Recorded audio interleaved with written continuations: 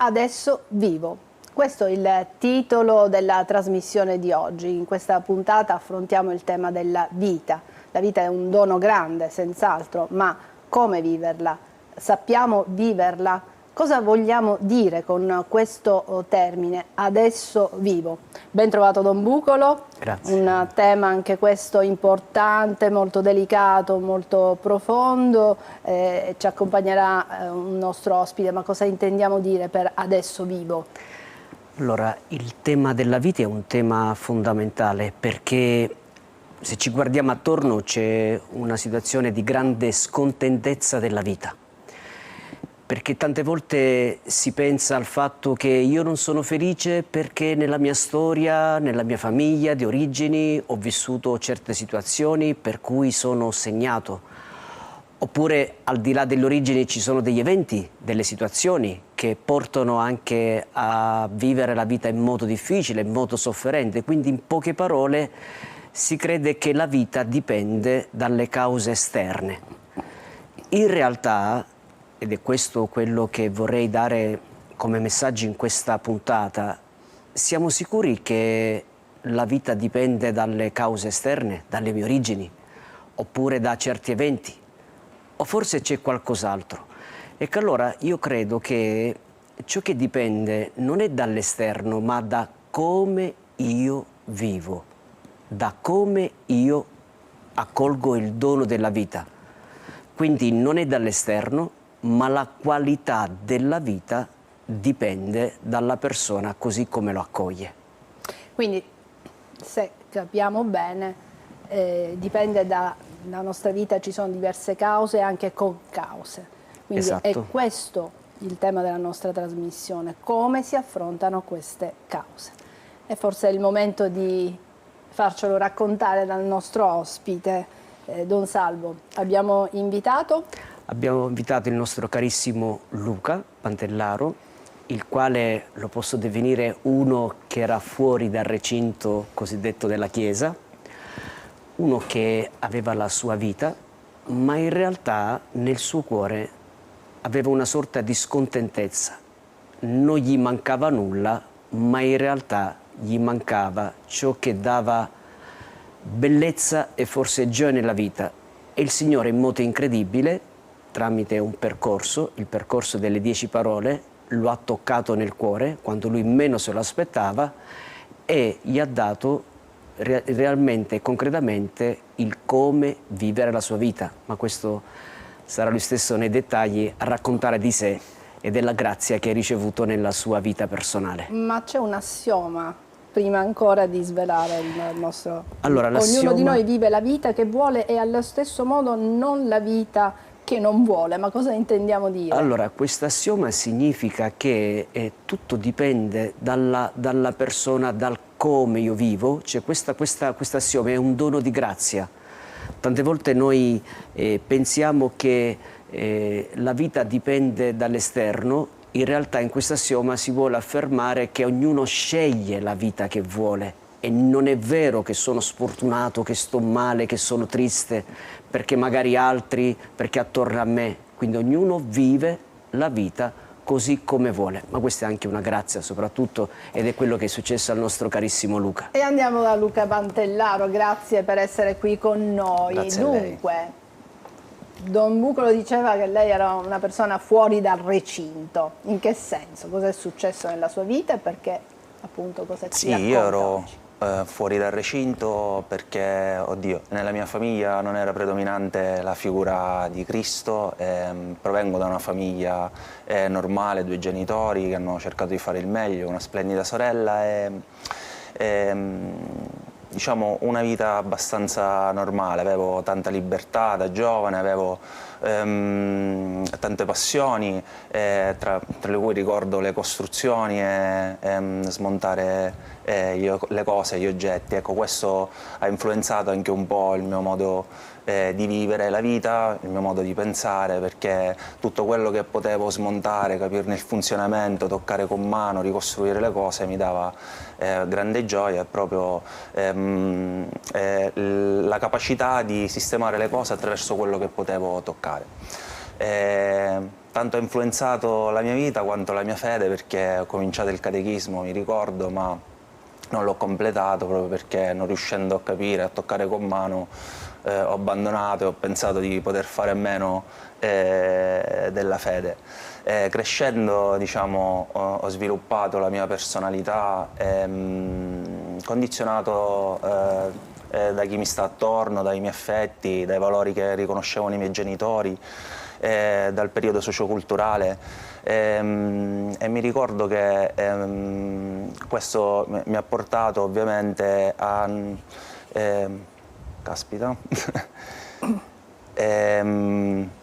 Beh, una vita, diciamo, normale, no? Di un ragazzo che cresce con gli insegnamenti che gli può dare la famiglia, il catechismo, forse fatto più per volontà dei genitori che per scelta personale. Poi montare e smontare i giocattoli, vedo che nella mia esperienza, quando si ha a che fare con dei bambini, è qualcosa di usuale, diciamo. Quindi fin qui una vita... come dire, come tante altre. Però cosa è successo? Lei si sentiva felice, si sentiva realizzato? Oddio, io mi ricordo che fantasticavo sulla mia vita, nonostante il mio primo periodo dopo l'adolescenza era abbastanza ricco di certezze, perché lavoravo nell'azienda di famiglia, avevo una buona disponibilità economica, questo mi permetteva di essere generoso, e pensavo che questo è quello che mi portava a piacere, a farmi piacere dalle persone.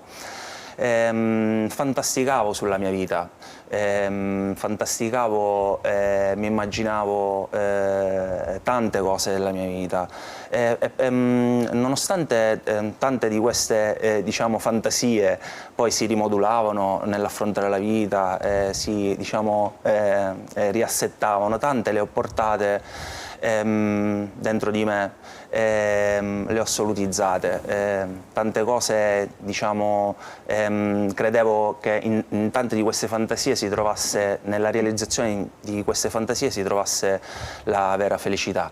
E la realizzazione di se stessi. È la realizzazione no? di si se fa stessi. un programma di vita, un progetto di vita, che da quello che capisco, insomma, la sua vita era abbastanza tranquilla, perché lavorare nella ditta del padre, Sì. insomma, le dava una certa sicurezza, una certa stabilità anche economica, quindi sembra tutto liscio fin qui. Sì, solo che il mio futuro io lo immaginavo per come ce l'avevo in testa io, quindi con un determinato tipo di lavoro, con una determinata disponibilità economica, mi immaginavo la mia futura famiglia perfetta, solo che queste fantasie purtroppo, oggi dico per fortuna, non si sono realizzate per come ce l'avevo in testa.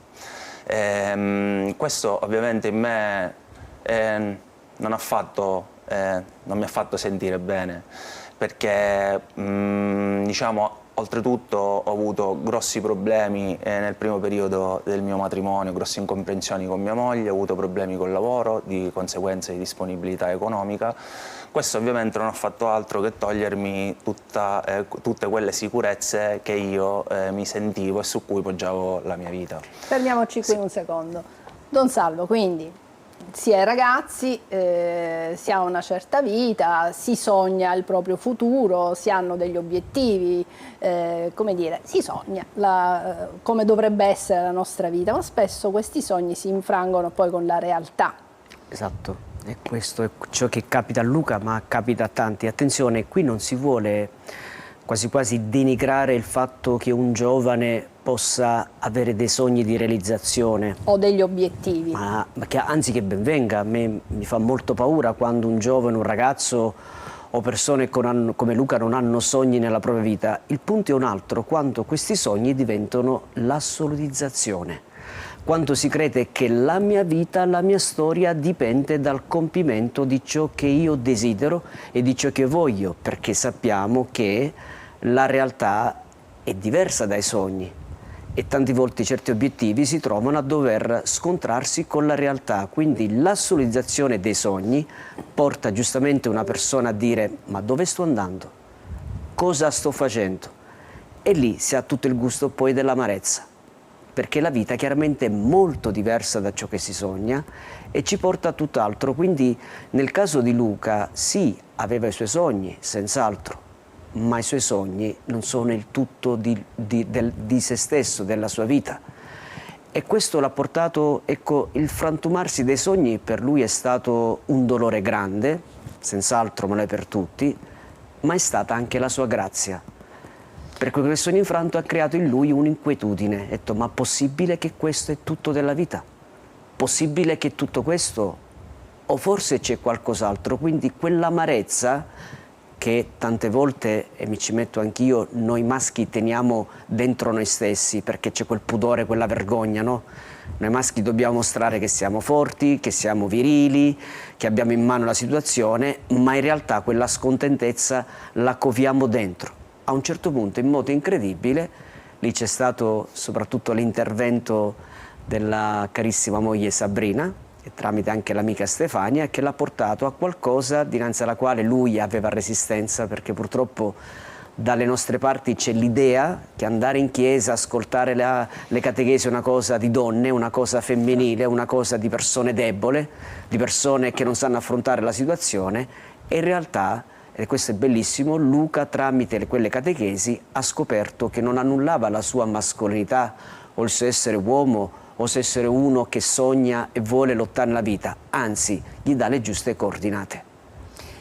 Va bene, ci fermiamo per qualche istante per dare spazio alla pubblicità. Continueremo a parlare con il nostro ospite, con Luca Pantellaro, che ci sta raccontando e ci sta facendo dono della sua esperienza di vita. Ci vediamo qui tra pochissimo.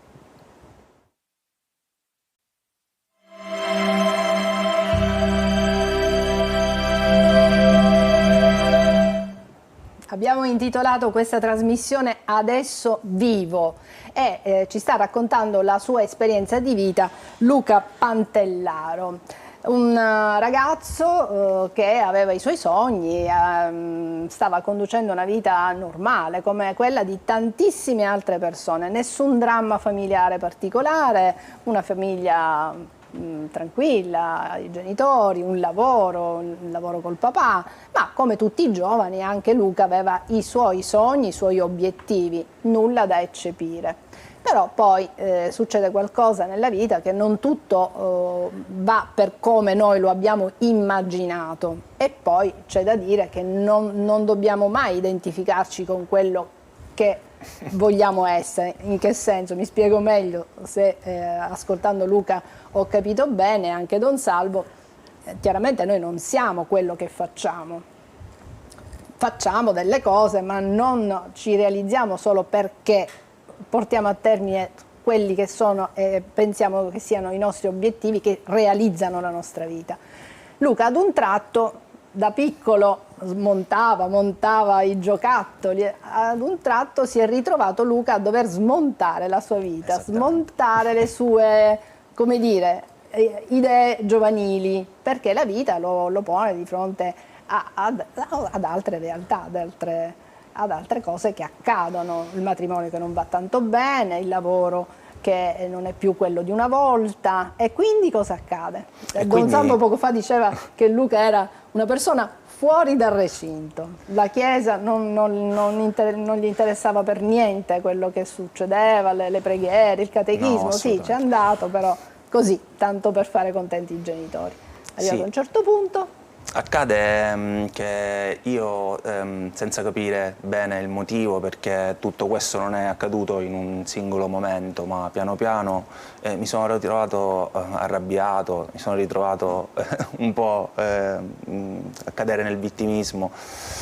Come ha detto prima Padre Salvo, ho partecipato al percorso delle 10 parole. Ero molto riluttante, anche perché nel frattempo si era abituato alle varie, come dire, delusioni, no? Sì, e sì, quindi si era adagiato e quindi via via si è sentito sempre più infelice. Sì, io mi definivo felicemente triste, ecco, nel senso ero abituato a questa, la vita toglieva, la vita non era... era insoddisfatto. Sì, una sorta di insoddisfazione. Piano, una forte insoddisfazione. Unita a questa però c'era quella rabbia e quel vittimismo che, ecco, Padre Salvo prima diceva di non è che è sbagliato desiderare o farsi... però avevo il posto che hanno queste cose nella tua vita danno... c'è un'importanza fondamentale nella tua vita stessa, perché se la felicità sta lì e se non si realizza quella determinata cosa, ovviamente ti senti infelice. Sì, perché spesso diciamo, se riuscirò a esatto. fare questo lavoro sarò felice, poi raggiunto magari il lavoro dice ma se riuscirò ad esatto. essere il capo reparto di quella situazione sarò felice. Poi ci si accorge che non si è mai felici in realtà. Se riuscirò a comprarmi una bella fuorisedia, esatto. una macchina potentissima, sicuramente sarò felice. Ma esatto, si rimanda sempre la felicità rischiando di rimanere incastrato nel tuo passato, nelle cose belle, in quello che non realizzi. E quindi non si vive più. Quindi o si vive nel passato per quello che si è avuto. Si perde il presente. E si perde il presente. Comunque... questo percorso delle 10 parole in me ha smontato, proprio per usare il mio linguaggio, molte dei pregiudizi che avevo io sulla fede cristiana, che erano quelli della rigidità, della tristezza, della poca libertà. E mi ha rimontato, come prima ha detto lei. Come faceva da bambino, esatto. che smontava i giocattoli e li rimontava. Ha smontato la sua vita e l'ha rimontata con altre Esattamente, ho trovato un mondo di gioia, un mondo di libertà, un mondo di pace nella fede cristiana. Ovviamente non è stata una cosa semplice da affrontare, proprio perché, come dice sempre Padre Salvo, serve corresponsabilità per affrontare un percorso del genere. Ovviamente io intuivo che c'era qualcosa di grande nel percorso all'inizio, ma grande vuol dire anche fare grandi cambiamenti, e non sapevo se volevo affrontare questi cambiamenti nella mia vita. Ero legato alla mia tristezza, ero legato al mio vittimismo. Sì, a volte si rimane agganciati a quello stato di vita, no? Anche a quello stato di pseudo infelicità, di insoddisfazione, perché si ha paura di affrontare. Più volte in questa trasmissione ricorre questo termine, il percorso delle 10 parole. Di cosa si tratta esattamente? Se vogliamo dare delle indicazioni per chi magari ci sta ascoltando, ci sta seguendo e volesse fare un'esperienza del genere, cos'è questo percorso? Il percorso delle 10 parole è stato ideato nel lontano 1992 da Don Fabio Rosini, un prete di Roma, il quale ebbe l'intuizione del fatto che i ragazzi vivevano una insoddisfazione e soprattutto, questa è la cosa che lui spesso dice, sentirsi orfani di padre, non avere dei punti di riferimento importanti, per cui lui iniziò con un gruppo di giovani che il suo parroco gli affidò, allora viceparroco, questo percorso di catechesi che poi ebbe il nome delle 10 parole. Questo percorso in fondo dà le istruzioni d'uso per vivere la vita, perché in realtà, la cosa strana, noi, che so, se compriamo una lavatrice abbiamo le istruzioni dell'uso, se compriamo un cellulare anche, ma che ci dà le istruzioni d'uso per la nostra vita? In genere molti di noi viviamo a casaccio, cioè a come uno impara, vede, valuta, ma nessuno di noi sa come vivere la vita. Quindi il percorso delle 10 parole, o meglio le 10 parole che poi alla fine sono i 10 comandamenti, aiutano a come vivere la vita, ed è quello che in fondo Luca ha sperimentato. Ora, questo suo di dire felicemente triste, se volessi dare un'immagine proprio concreta, io utilizzerei l'immagine del callo. Cos'è il callo?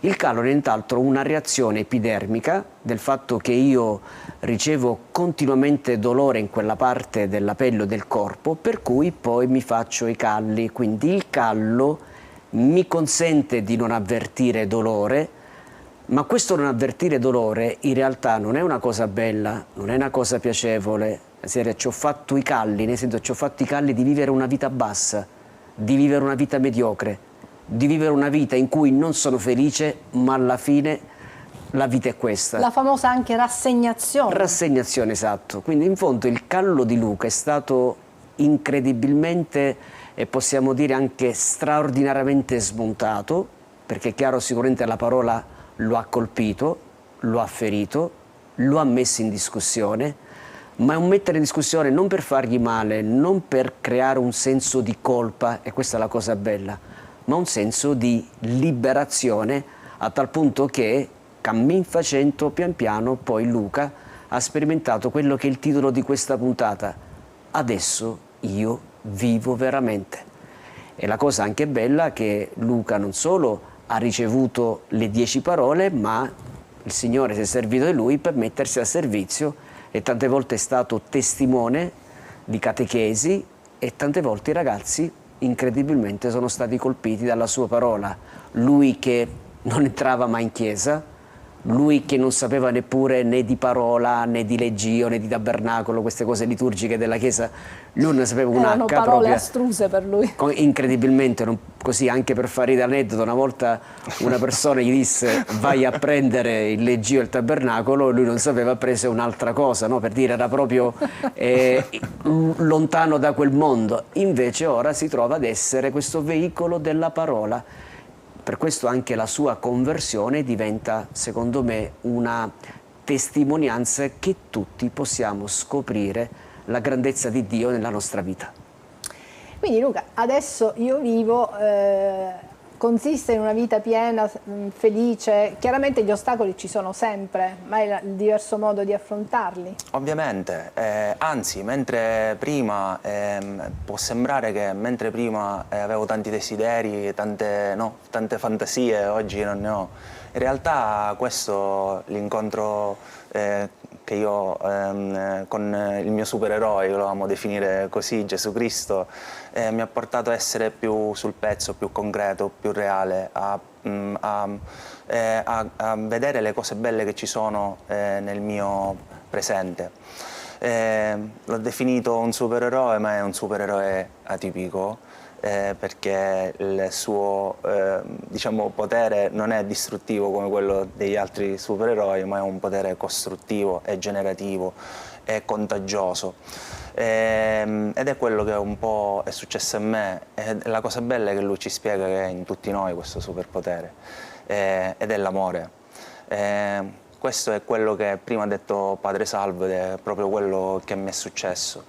Ovviamente le difficoltà, come mi diceva lei, rimangono sempre, anzi qualcuna è anche peggiorata rispetto al periodo diciamo, prima della mia conversione, però devo dire che quello che ho capito dall'incontro con Cristo è che qualsiasi situazione stai vivendo, qualsiasi relazione stai vivendo, qualsiasi momento buio, tenebroso, c'è un motivo per amare, c'è un motivo per lasciarsi amare, che forse è anche più difficile per un uomo, perché bisogna riconoscersi fragili e, come diceva prima Padre Salvo, abbiamo questa enorme difficoltà a sentirci fragili. Dicevo che Luca ci sta in un certo senso dicendo non è che non si devono avere desideri, non si devono avere obiettivi, però se tutto questo, il desiderio, l'obiettivo, si vive in un abbandono con il supereroe, come lo chiama Luca, Cristo, esatto, tutto questo diventa relativo, perché si mette tutto in mano a Cristo. Dice: io ho questo progetto di vita, ho questo obiettivo, però Signore fai tu, aiutami tu, se è nel tuo volere io concretizzerò, farò questo, perché è un disegno tuo. Se possiamo racchiudere il senso di questa esperienza di Luca, credo che sia questo, no? Esatto, e poi la cosa che anche Luca sottolineava, ed è importante, non è che ora ho meno problemi, esatto, meno difficoltà, anzi, forse ne ho molti di più, però ciò che è cambiato non è attorno a lui, ma dentro di lui.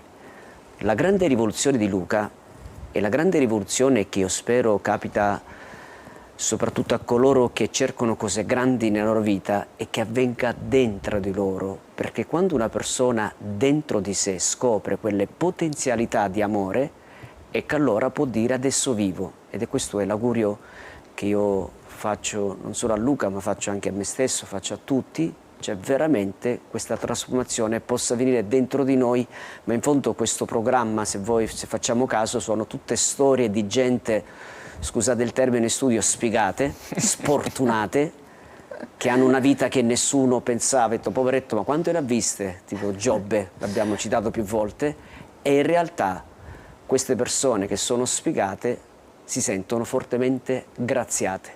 Sfigate per gli occhi del mondo, per chi vede la vita in un certo modo. Ma esatto. All'inizio, è proprio solo per concludere, quando ci si mette così, ci si abbandona al volere di Dio, a volte si ha anche un po' paura, dice ma dove mi porterà?